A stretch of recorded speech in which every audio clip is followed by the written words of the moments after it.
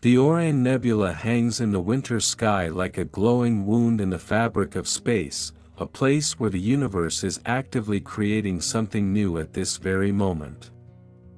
Right now, as you watch this, stars are being born there.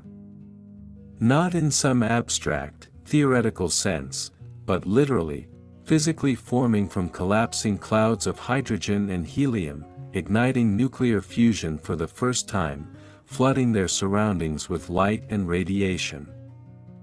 This is the closest stellar nursery to Earth, just 1,300 light-years away, which in cosmic terms is practically next door.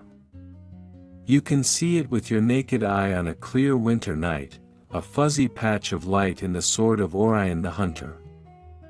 But that faint smudge reveals almost nothing of what is actually happening there. The nebula spans approximately 24 light-years across, a vast cathedral of gas and dust that would take you 24 years to cross even if you could travel at the speed of light.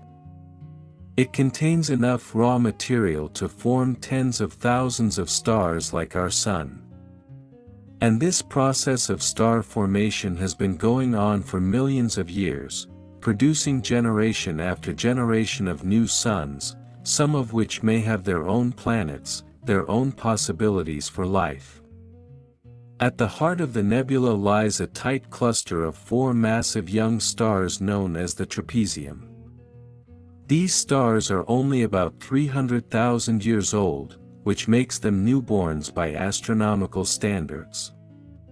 Our own Sun is 15,000 times older.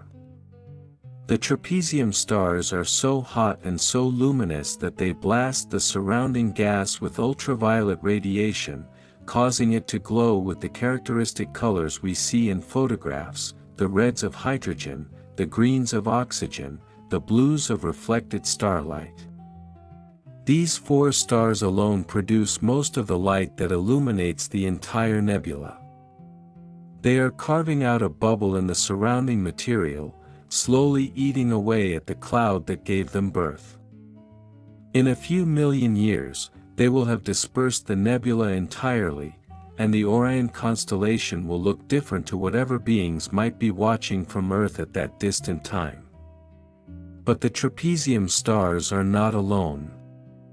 Hidden within the dusty clouds are thousands of other young stars in various stages of formation. Some are still surrounded by rotating disks of material, the raw ingredients for planetary systems.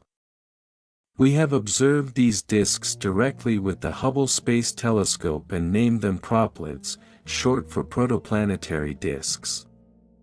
They look like tiny teardrops or tadpoles silhouetted against the glowing background of the nebula. Each of these proplyds is a solar system in the making. The disk around a young star gradually clumps together under its own gravity, forming larger and larger bodies, from dust grains to pebbles to boulders to planetesimals to planets. This is exactly how our own solar system formed 4.5 billion years ago, from a similar disk around the young Sun. We are watching the same process unfold in Orion, seeing the birth of worlds that will not be complete for millions of years. The conditions inside the nebula are extreme by any earthly standard. The gas is heated to temperatures of 10,000 degrees by the radiation from the Trapezium stars. Shock waves ripple through the medium as fast-moving stellar winds collide with slower-moving material. Jets of superheated plasma shoot out from young stars at hundreds of kilometers per second, punching through the surrounding clouds and creating dramatic structures that stretch for light years. One of the most famous features of the Orion Nebula is the Horsehead, a dark silhouette that rises against a curtain of glowing hydrogen gas. The Horsehead is not part of the main nebula but lies in front of it, a dense pillar of dust that blocks the light from behind. It will not last forever. The same radiation that makes the background glow is slowly eroding the Horsehead, wearing it away like a sandcastle beneath the tide. In a few million years, it will be gone. The colors we see in images of the nebula are not artistic interpretations. They correspond to real physical processes happening in the gas. When an atom of hydrogen absorbs a high-energy photon from one of the hot stars, its electron jumps to a higher energy level. When the electron falls back down, it releases a photon of a very specific wavelength, which we see as red light. Oxygen atoms produce green and blue light through similar processes. The exact shades depend on the temperature and density of the gas, so astronomers can read the colors like a map, learning about conditions in different parts of the nebula. The nebula is not static. It is constantly changing, flowing, evolving. Time-lapse observations spanning decades have shown jets from young stars visibly moving, shock waves propagating through the gas, dark clouds shifting position relative to the bright background. We are watching a cosmic construction site, a place where the raw materials of the universe are being assembled into the building blocks of future worlds. The history of human observation of the Orion Nebula stretches back centuries. The Mayan civilization may have recognized it as a cosmic fire or creation site in their mythology. European astronomers first recorded it as a distinct object in the early 1600s.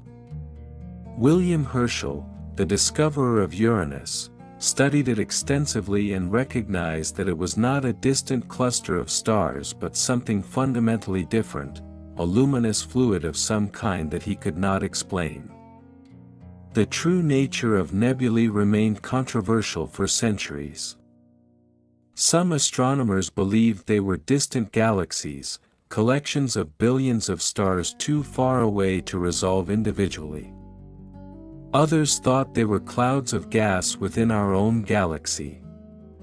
The debate was not settled until the 1920s, when Edwin Hubble proved that some nebulae were indeed external galaxies, while others like Orion were clouds of gas and dust within the Milky Way.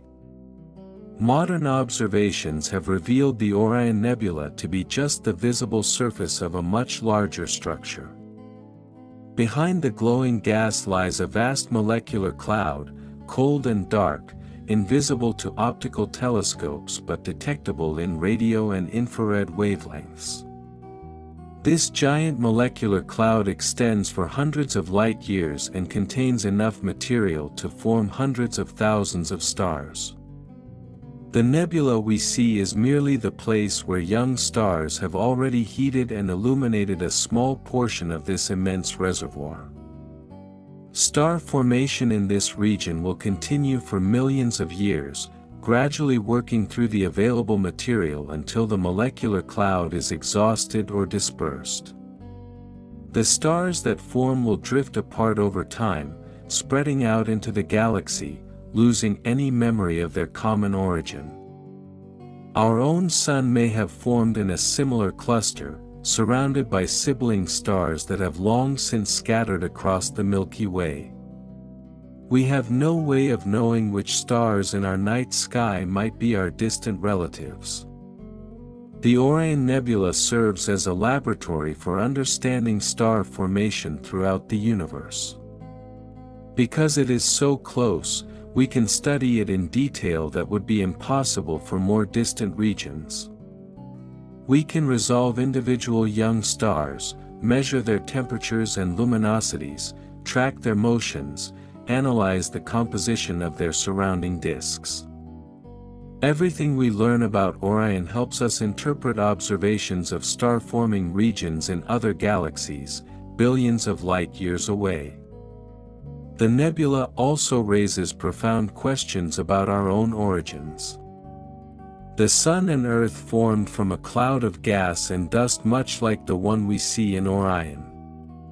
The heavy elements in your body, the carbon and oxygen and iron, were forged in the cores of stars that lived and died before our solar system existed.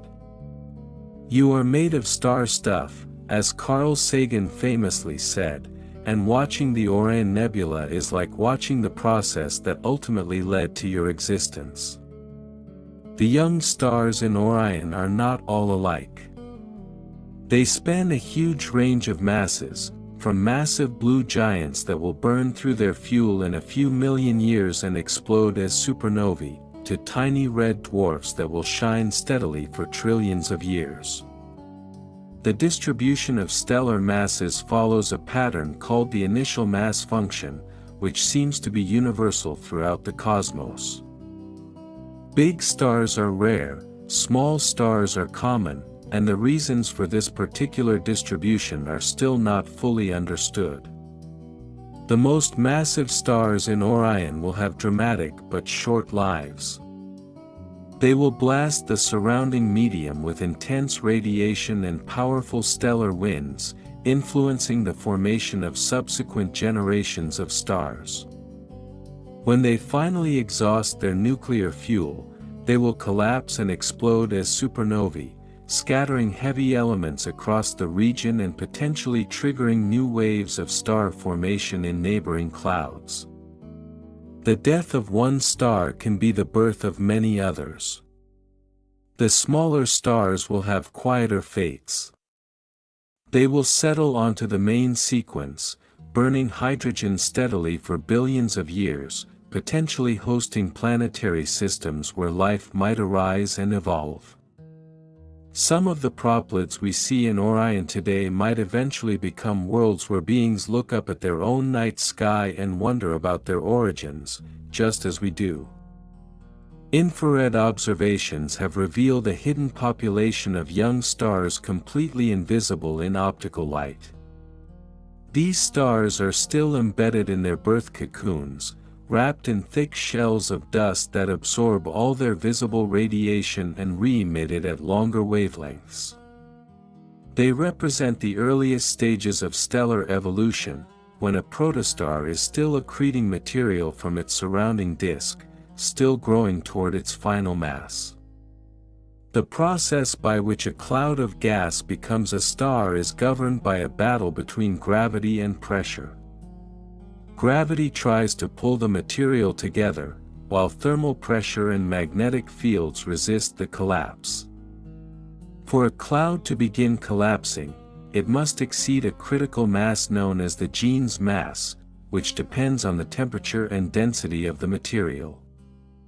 Once collapse begins, it proceeds in a runaway fashion, the cloud fragmenting into smaller and smaller pieces, each of which may form a separate star. This fragmentation explains why stars rarely form alone. Most are born in clusters or associations, sharing their birth environment with dozens or hundreds of siblings. The Orion Nebula cluster contains about 2,000 young stars packed into a region only a few light-years across. Eventually, gravitational interactions will eject most of these stars from the cluster, sending them on independent journeys through the galaxy. Binary and multiple star systems are common outcomes of the star formation process.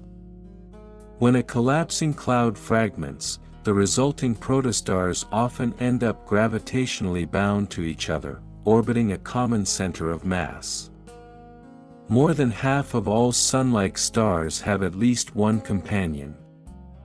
The Trapezium itself is actually a multiple system, with several faint companions in addition to the 4 bright stars visible in small telescopes. The rotation of the collapsing cloud plays a crucial role in shaping the final system. A cloud with significant angular momentum cannot collapse directly into a single point.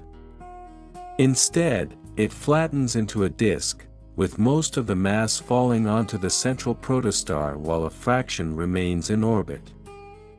This disk is where planets form, and its properties determine what kind of planetary system will result. The composition of the disk reflects the composition of the original cloud, which in turn reflects the history of nucleosynthesis in the galaxy. Heavy elements produced by previous generations of stars become incorporated into new star-forming regions. The Orion molecular cloud is enriched with carbon, nitrogen, oxygen, and other elements essential for life. The planets forming in the proplyds we observe will have the chemical building blocks necessary for biology. Spectroscopic observations have revealed complex organic molecules in the Orion clouds, including sugars, alcohols, and amino acid precursors. The chemistry of star-forming regions is surprisingly rich, with hundreds of different molecules detected through their characteristic emission and absorption lines. This prebiotic chemistry suggests that the raw ingredients for life are common throughout the galaxy, arising naturally in the conditions around young stars. The Orion Nebula has inspired countless astronomers and space enthusiasts. It graces the covers of astronomy magazines and textbooks, symbolizing the creativity and dynamism of the universe.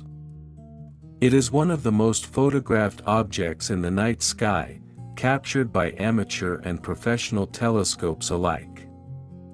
Each new image reveals new details, new structures, new mysteries to explore.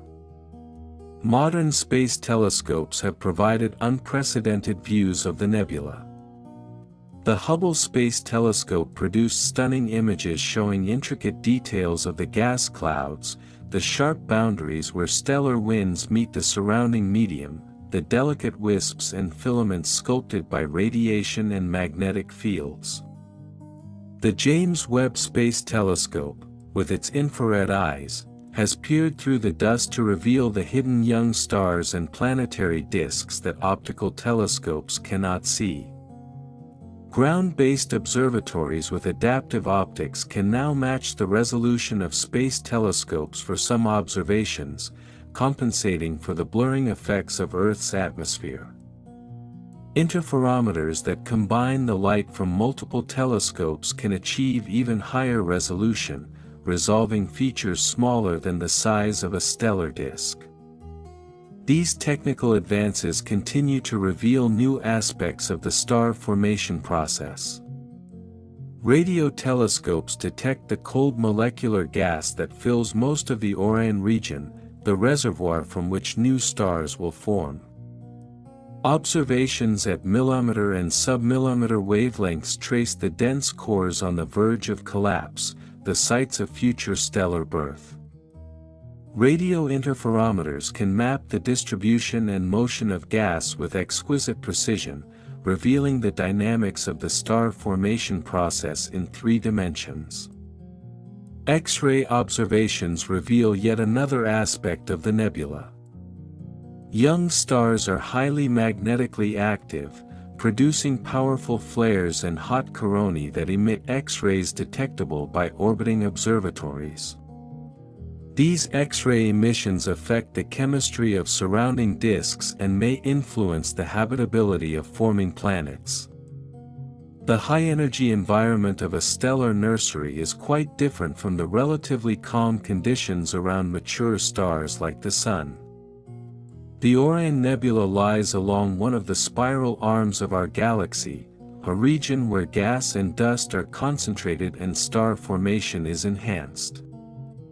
Spiral density waves sweep through the galactic disk, compressing the interstellar medium and triggering new episodes of star birth.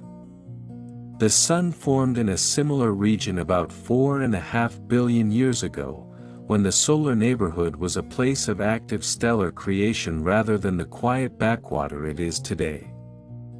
Looking at Orion is looking at our past. The conditions we see there, the processes we observe, are the same conditions and processes that shaped our own solar system billions of years ago. We are the descendants of such nebulae, the products of stellar evolution and planetary formation that began in clouds much like the one we see glowing in Orion's sword. The nebula will not exist forever. In a few million years, the most massive stars will have exploded, their death throes clearing out the remaining gas and dust. The stellar cluster will disperse, its members drifting apart into the general galactic population. The great molecular cloud will be consumed or blown away. Future astronomers, if there are any, will see only empty space where the nebula once shone. But new molecular clouds will form elsewhere, new stellar nurseries will light up, the cycle of star birth will continue. Our galaxy produces a few new stars every year on average, a steady trickle of creation that has continued for billions of years and will continue for billions more. The Orion Nebula is simply one chapter in an ongoing story, a story that includes our own existence as one of its countless subplots. The distances involved are difficult to comprehend. Light leaving the Orion Nebula tonight will reach Earth in 1300 years. The light we see now left the nebula around the year 700, when the Tang dynasty ruled China and the Islamic Golden Age was beginning. The stars we observe today may have already changed in ways we will not know about for centuries. This delay between event and observation is fundamental to astronomy. We cannot see the universe as it is now, only as it was when light left each object. The Orion Nebula we study is a snapshot from the deep past, frozen in the light that has traveled across the void to reach our telescopes. The actual current state of the nebula is unknowable, hidden behind the barrier of light speed. And yet this limitation is also an opportunity. By looking at more distant objects, we look further back in time. Galaxies billions of light-years away show us conditions billions of years ago, when the universe was young and star formation proceeded differently than it does today. The Orion Nebula is our local example of a universal process, a nearby specimen we can examine in detail to understand what happens everywhere. The chemistry of the nebula is a window into the history of matter itself. The hydrogen and helium were created in the Big Bang, 13.8 billion years ago. The heavier elements were forged in stellar interiors and explosions over subsequent billions of years, gradually enriching the interstellar medium. Each new generation of stars incorporates a slightly higher proportion of heavy elements than the previous one. We can measure the abundances of different elements in the Orion Nebula and compare them to solar system values. The agreement is remarkable, confirming that our solar system formed from similar material under similar conditions. The proportions of oxygen to carbon, iron to magnesium, are all consistent with a common origin in enriched interstellar gas. We truly are children of the cosmos. The magnetic fields threading through the nebula play a role in shaping its structure and regulating star formation. These fields are weak by terrestrial standards but extend over vast volumes, storing enormous amounts of energy. They channel the flow of ionized gas, create filamentary structures, and influence the rate at which clouds collapse. Measuring magnetic fields in space is challenging, but polarimetry and Zeeman splitting observations have begun to map their distribution. Turbulence also shapes the nebula, creating the complex, chaotic structures we see in images. The gas is not static but constantly moving, stirred by stellar winds, supernova explosions, and gravitational interactions. This turbulence creates density fluctuations that seed the formation of new stars. The interplay between turbulence, gravity, and magnetic fields determines where and when stars form, a complex dynamical problem that simulations are only beginning to unravel. The boundary between the ionized nebula and the cold molecular cloud behind it is a particularly interesting region. Here, The intense ultraviolet radiation from the Trapezium stars is eating into the dense material, creating a photodissociation region where molecules are broken apart by energetic photons. This boundary advances slowly over time, exposing new protostars to the harsh environment and sculpting the dramatic pillars and globules that make the nebula so photogenic. Some of the dense globules silhouetted against the bright background may contain stars in the earliest stages of formation. These Bok globules, named after the astronomer Bart Bok, are small, dark, cold clouds that may be on the verge of gravitational collapse. They represent the very beginning of the stellar life cycle, before any nuclear reactions have ignited, when a future star is simply a dense concentration of cold gas.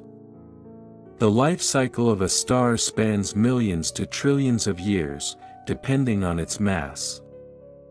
The most massive stars in Orion will live fast and die young, exhausting their hydrogen fuel in a few million years and ending their lives in spectacular supernova explosions. The smallest stars, tiny red dwarfs with a tenth the mass of the Sun, will burn slowly for longer than the current age of the universe, outlasting everything else in the cosmos. Our Sun sits in the middle of this range, a modest yellow dwarf that will shine steadily for about 10 billion years total. Having already burned for 4.5 billion years, it is roughly middle-aged. In another 5 billion years, it will exhaust its core hydrogen, swell into a red giant, and eventually shed its outer layers to form a planetary nebula. The core will collapse into a white dwarf, slowly cooling over countless eons.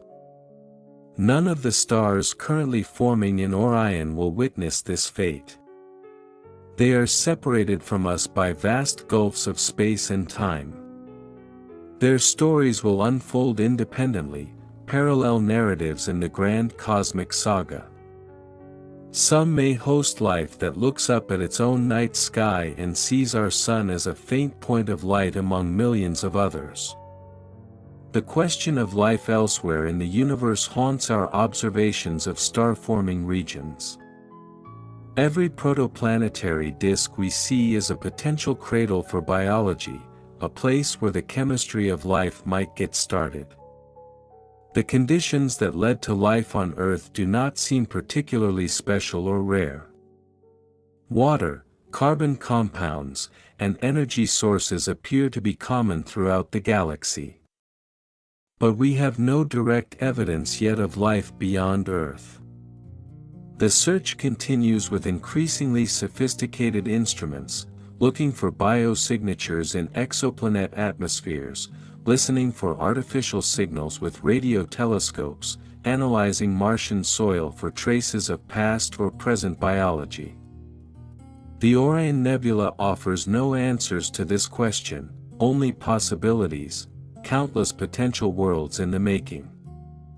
The human perspective on the Orion Nebula has evolved dramatically over the centuries.